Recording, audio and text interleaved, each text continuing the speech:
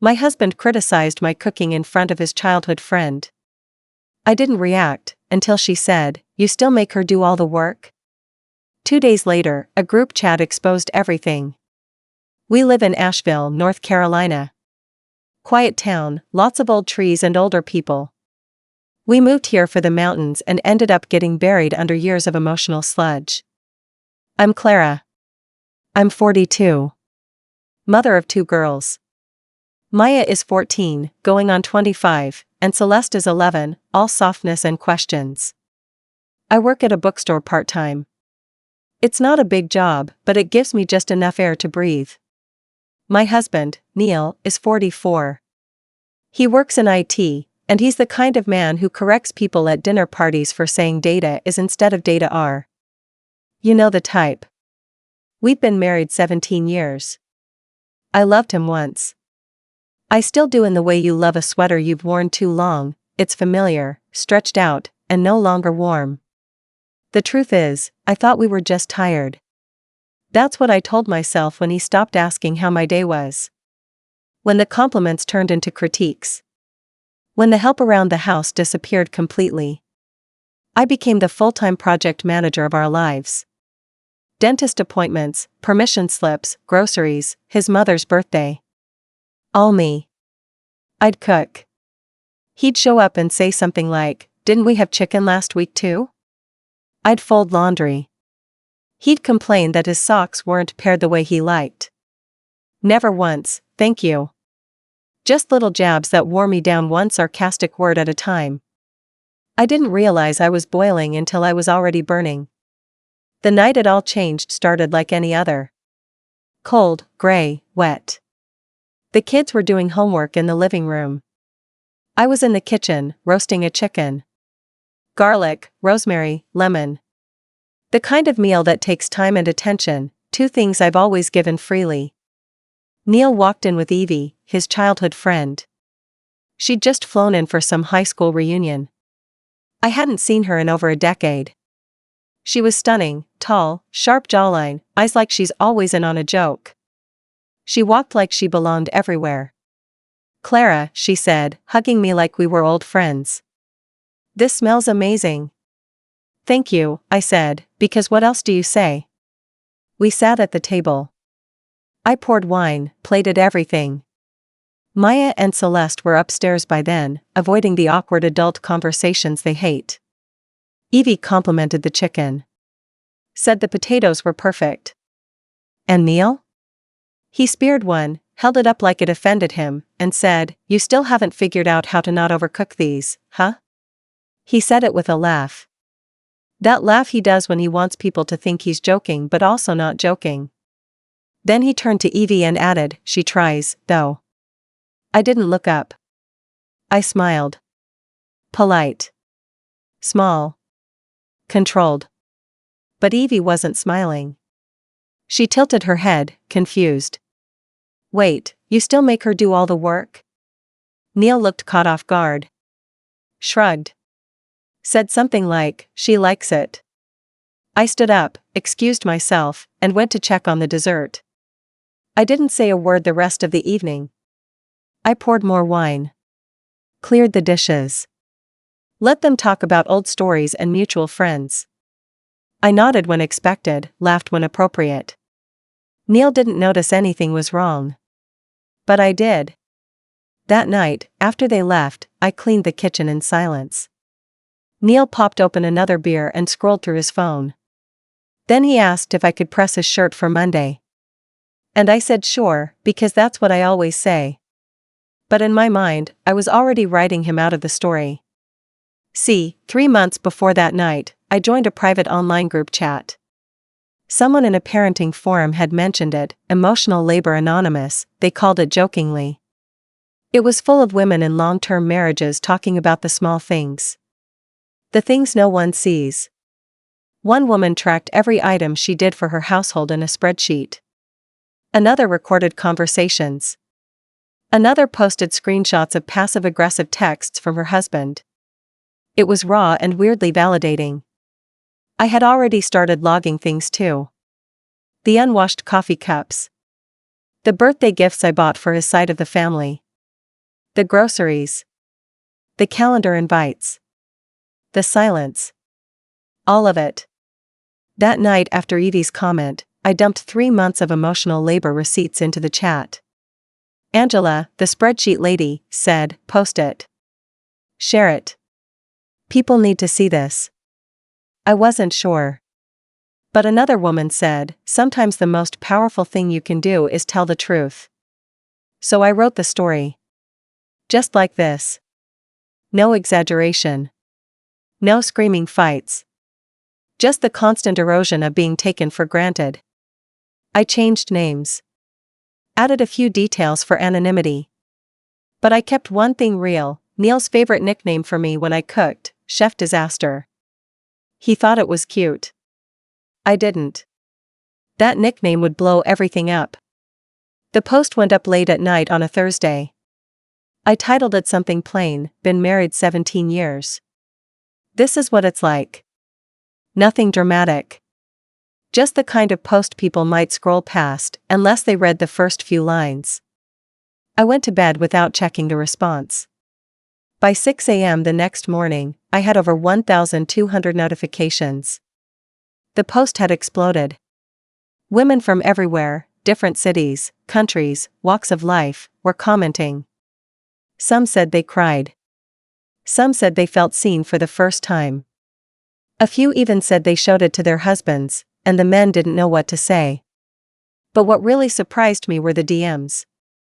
So many were saying, "I thought it was just me," or, "I've been trying to put this into words for years." One woman even sent me a photo of her planner, like she wanted me to know she had her own proof too. I didn't respond to many of them. Just read. Absorbed. And then around noon, I got a message from someone named Evie.Ash. Yes. That Evie. I felt my chest tighten a little. We hadn't exchanged numbers. We hadn't connected on social media in over 10 years. But somehow, she found the post. Or someone showed her. Her message was short: "Clara, was that about Neil?" I didn't respond immediately. I waited, trying to decide if I wanted to open that door. But before I could even draft a reply, another message came in: "I didn't know it was that bad. I thought you were just tired. I'm sorry for what I said at dinner. I shouldn't have laughed. You were so calm, I figured it was a joke." That message stuck with me. Because yeah, I was calm. Not because I was okay, but because I had finally detached. I'd stopped trying to get him to see me. After a bit of back and forth, she told me that Neil had been painting a very different picture of me for years. According to him, I was checked out, moody, resentful for no reason. He told her I liked running the house and that he couldn't win no matter how much he helped. Helped. As if wiping your own crumbs is helping. She said she believed him, mostly because he always came across as so reasonable. Evie and I ended up talking for almost 2 hours that night. She told me Neil vented about me during their weekly phone calls. That he once said I was lucky he didn't just work late every night. That he'd put up with more than most men would. I listened. Quietly. I thanked her for telling me. But I didn't cry. I didn't get angry. Because I already knew. I lived it. That weekend, things started to shift at home. Neil noticed I was quieter, more distant. He made jokes about it, like, "Am I in trouble or are you just deep in bookstore vibes?" I didn't answer. Then, on Sunday night, he sat down next to me while I was folding laundry and said, "You've been weird this week. Did I miss an anniversary or something?" I stared at him for a long second before replying, "Do you even know when our anniversary is?" He laughed. "Of course I do. September 18th, right? It's August 29th. Our anniversary is September 18th. But the only reason he remembered it right then is because I reminded him 2 weeks ago when I booked the sitter for a dinner he hadn't even mentioned since. He thought he scored points. He didn't. I just nodded and went back to folding socks. Monday morning, I got another message. This time from someone who worked with Neil. They didn't identify themselves directly, But they said they saw the Reddit post, and based on chef disaster and the other details, they were pretty sure it's about Neil. And then came the explosive shackle. He jokes like that at work too. Some of us think it's crossed a line. A few people from HR follow that subreddit. I read the message twice. Then again. My stomach flipped, not out of fear, but some strange blend of anticipation and dread. I hadn't intended for this to get back to his job. I never mentioned the company name or even his full name. But he had painted the picture himself. The details he joked about. The way he talked down about me to coworkers. The funny anecdotes. Apparently, HR didn't find it funny. That same afternoon, Neil came home early. Which never happens. He walked in with this tense energy, shoulders tight, eyes darting. I was sitting at the dining table, laptop open, making a grocery list. He didn't even sit down. "Did you post something about me online?" he asked. I didn't answer. Just looked at him. "You did, didn't you?" he said again, louder this time. "Because someone at work said something. HR wants to meet with me tomorrow. They think I've been saying Matingest stuff." Still, I didn't say anything. "You exaggerated," he said, voice rising. "You made me look like some kind of monster." I let him finish. I waited until he stopped pacing. Then I said, "I didn't make you look like anything. I just described what happened." If the shoe fits, he went quiet. For the first time in forever, he had nothing to say. That night, I slept better than I had in months. No guilt. No second guessing. Just quiet. He didn't try to talk to me again the next day. He left early for his HR meeting. I didn't ask how it went. He didn't offer. But that evening, he sat on the edge of the bed like a man who suddenly realized the floor beneath him was disappearing. "Can we fix this?" he asked. "Maybe, take a trip? Just us." I looked at him. Not with hate. Not even with resentment. Just tired recognition. "I've been fixing this alone for 17 years, I said. He didn't argue. Just stared at the floor. And I knew, he finally saw it. Not the Reddit post. Not the group chat. Me. Neil didn't sleep in our bedroom after that conversation. He said it was to give me space, but we both knew what it really was: shame, maybe. Or self-preservation. He slept on the couch for the next 3 nights. He got up early, left before I did. Started doing dishes suddenly, without saying a word. Folded laundry wrong. Cleaned the bathroom, badly. For 17 years, I would have celebrated even half of that effort. Now? It felt like too little, way too late. Like someone showing up with an umbrella after you've already been soaked to the bone. The silence in the house changed. Not tense, but cautious. Like a breath being held. Even the kids noticed. Maya asked, "Did Dad do something?" Celeste just curled up on the couch with me more than usual, like she could sense something shifting. I didn't tell them anything, not yet. Kids shouldn't have to carry their parents' weight, even if they already feel it more than we think. But the group chat? They knew everything. That place had become something sacred to me. I started sharing more details, voice notes, screenshots of conversations with Neil. I wasn't doing it out of spite. I just needed somewhere real. Somewhere honest.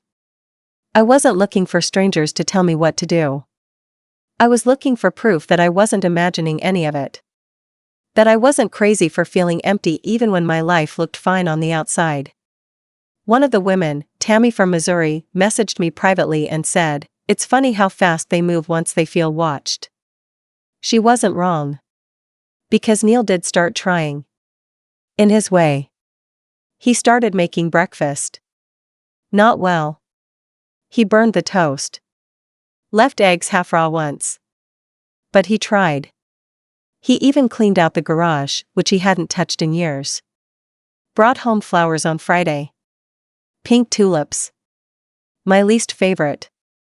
I thanked him. I still thanked him. Not because I wanted him back, but because I had no desire to be cruel. I didn't need revenge. I needed relief. And here's the strangest part, he thought we were getting better. He'd joke lightly again. Started talking about taking a family trip to Charleston. Mentioned that we could make new memories. But every time he said that, I remembered a different memory. Not a big one. A small one. Like him asking me to take a photo of him and the kids on vacation while I was standing there, holding our luggage and the passports. Or the time I was up all night with a fever, and he asked if I could keep it down because he had a meeting at 8 a.m. Or when I got the call that my dad had passed and he just said, "That's tough. Should I cancel golf?" These were the memories I had. And no trip to Charleston was going to erase them. About a week after the Reddit post went viral, one of Neil's co-workers, Marcy, I think her name was, sent me a message. She'd seen the post. Recognized a few too many details. Said she didn't want to get involved but also couldn't stay quiet. Apparently, Neil had a reputation in the office. Not for being cruel exactly, but for being dismissive. Condescending. The kind of guy who said things like relax when a woman had a valid concern in a meeting. The guy who brought up reverse matingism whenever they had DEI training. He talks about you like you're lucky to have him, she wrote. But honestly? You're the one carrying him. It was the most validating and infuriating message I'd ever read. Because it confirmed everything I already knew. I hadn't been imagining it. I hadn't been overreacting. I had just been coping. That same night, I found a notebook I hadn't opened in years. I used to journal in my early 30s, before things got too busy, too messy, too tired. In it, I found entries from our 10th anniversary. A vacation we took to Savannah. I wrote about how distant he felt, how I cried in the hotel bathroom and told him it was just allergies. I'd forgotten that trip even made me sad. I thought we were happy back then. Turns out, I just hadn't realized how low my standards had become. Around this time, the girls started asking more questions. Maya noticed that Neil wasn't joking as much. She said, "Why is Dad being weirdly nice?" Like it was suspicious. Celeste asked if we were getting divorced. I didn't answer either of them directly.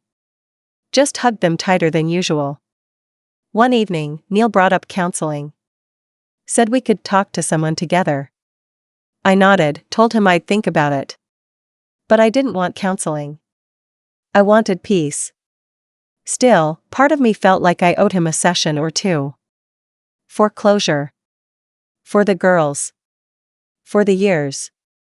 So we scheduled one. A video call. Dr. Mendez. Soft voice. Smart eyes. You could tell she'd heard it all before. Neil started the session all polite. Told her he thought we were going through a rough patch. That he maybe hadn't been as present lately. I didn't interrupt. Then Dr. Mendez turned to me and asked, "Clara, what do you feel is missing?" And I said, slowly, carefully, like I was reading the words off my own heart, presence. Partnership. Kindness. And the belief that if I disappeared tomorrow, someone in this house would notice more than just the dirty dishes. Neil didn't say anything. Not right away. And then he said, "That's not fair." Dr. Mendez said, "Why?" And he didn't have an answer. After that, the silence between us wasn't cautious anymore. It was heavy. Like something had been broken in front of both of us and neither of us was even pretending to fix it. Still, he didn't move out. Not yet. He tiptoed around me, unsure if we were fighting or ending. Unsure if I'd forgiven him or if I ever would. I didn't clarify. Sometimes you don't slam the door. You just stop opening it. He lingered in limbo after that counseling session, like a man hoping for a verdict that never came. He started asking me again, softly, cautiously, if we were going to be okay.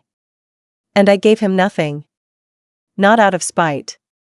but because I finally understood what I'd been giving him for years: chances, silence, grace. And I was done giving. About a week after the counseling session, the girls had gone to spend the weekend with my sister in Boone.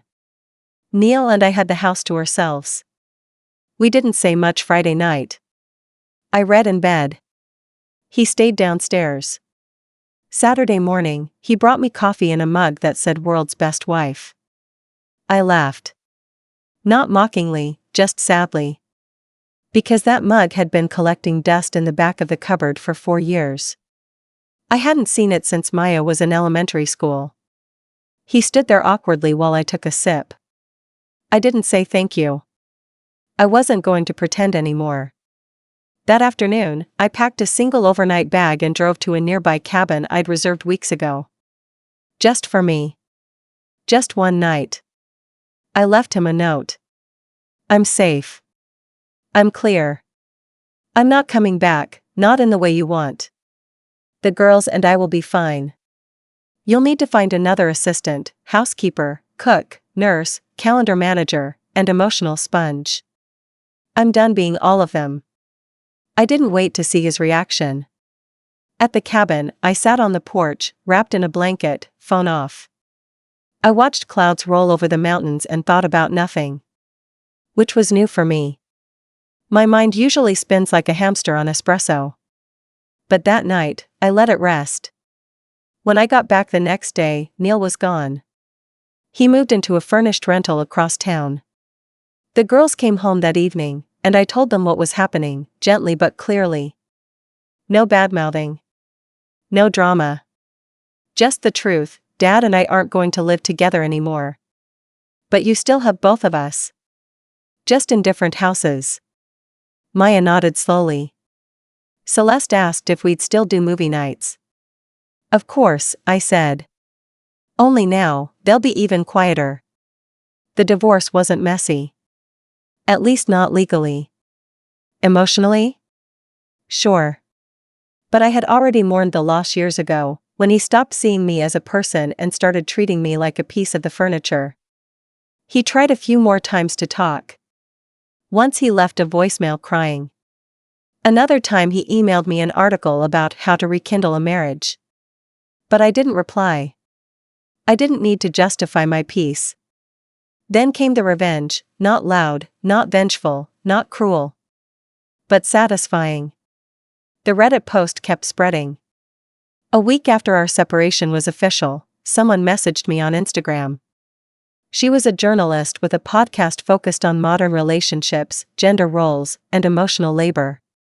I read your post. I'd love to talk, she said.